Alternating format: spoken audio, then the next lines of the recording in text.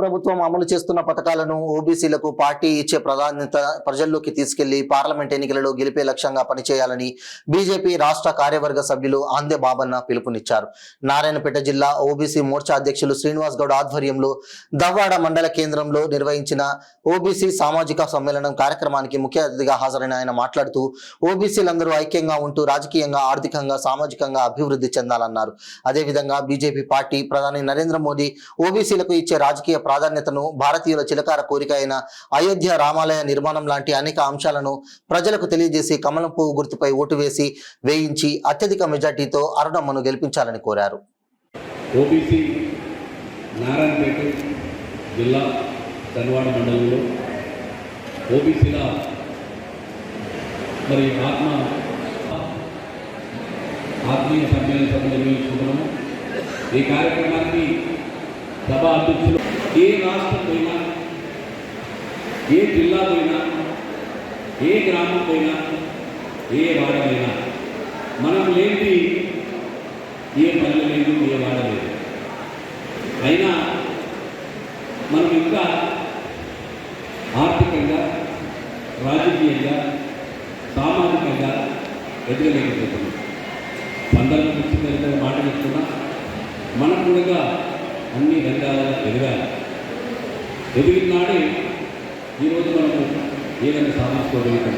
ఒక మాట చెప్పిండు, ఏమని, అరే బీసీలో ఓబీసీలకు చేత కాదు, రాజ్యం వేరే చేత కాదు, వాళ్ళ పోటీ ఏమి కాదు, వాళ్ళ దాన్ని ఒకరికొకరు కొట్లాడుకుంటారని ఓ సందర్భంగా బహిరంగ సభలో చెప్పిండు. మనమందరం కూడా చెప్పాలి, అరే బిడ్డ మేము లేని వార్డు మెంబర్ గెలవలేడు, ఎమ్మెల్యే గెలవలేడు, నువ్వు ముఖ్యమంత్రి కాలేవు బిడ్డ, నీ వెనకాల గెలిపించిందంతా మా ఓబీసీలు, ఒకసారి గుర్తించుకోరు.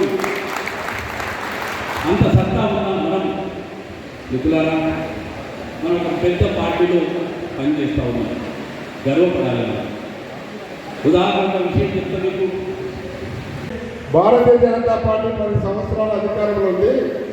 మరొక్కసారి గెలిస్తే రిజర్వేషన్లు ఎత్తేస్తుందట. నిన్నగాక ముఖ్యమంత్రి పిలుస్తున్న రేవంత్ రెడ్డి కూడా భారతీయ జనతా పార్టీ గెలిస్తే రిజర్వేషన్ రద్దు చేస్తున్నాక. అరే వెలవల్లారా, సాక్షాత్తు భారత ప్రధానమంత్రి గారు ప్రకటించారు. భారత రాజ్యాంగాన్ని అంబేద్కర్ రాసింది ఎంత నిజమో, ఒకవేళ అంబేద్కరే మళ్ళీ పునర్జన్మ ఎత్తి నేను రాసిన రాజ్యాంగంలో తప్పులున్నాయి, ఈ రాజ్యాంగాన్ని రద్దు చేయనంటే కూడా రద్దు సాధ్యం కాదు. భారతీయ జనతా పార్టీ ఉన్నంతవరకే చెప్పాడు.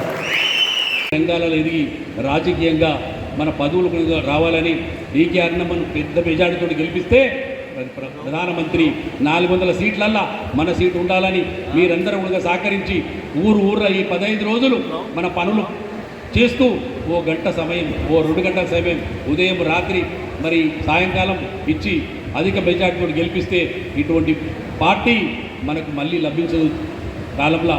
ఈసారి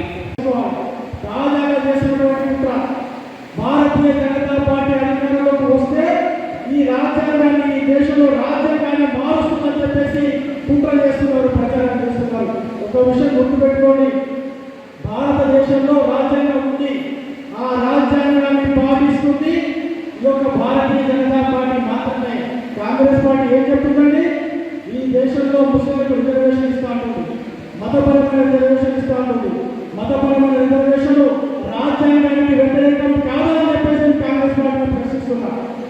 బదల విషయం తీసుకోండి, బార్డర్ల విషయంలో తీసుకోండి, చైనా విషయం తీసుకోండి, పాకిస్తాన్ విషయం తీసుకోండి, ఎక్కడ కూడా ఒక్క మత్స్యకాలు కూడా లేకుండా భారతీయ దేశాన్ని ఎంతో కీర్తి ప్రతిష్టలతో పాలిస్తున్నటువంటి మోడీ గారిని మనందరం కూడా ఎంత ఎక్కువ పూజించుకుంటే అది తక్కువ అని చెప్పేసి చేస్తున్నాం. అంతేకాదు మిత్రులారా, భారతదేశంలో ఈ యొక్క పార్టీ అయితే ఉన్నాయో ఒకే ఒక్క భారతీయ జనతా పార్టీ ఉంది. ఈ యొక్క భారతీయ జనతా పార్టీ మాత్రమే ఈ యొక్క దేశంలో 80% ఉన్నటువంటి హిందువుల గురించి మాట్లాడుతుంది. ఆ మెజారిటీ హిందువుల గురించి మాట్లాడుతున్న ఒకే ఒక్క భారతీయ జనతా పార్టీని ఓడగొట్టడానికి ఈ దేశంలో ఉన్నటువంటి మిగతా 30 పార్టీలన్నీ కూడా కలిసి ఈ యొక్క పోటీ చేసి భారతీయ జనతా పార్టీ నరేంద్ర మోడీ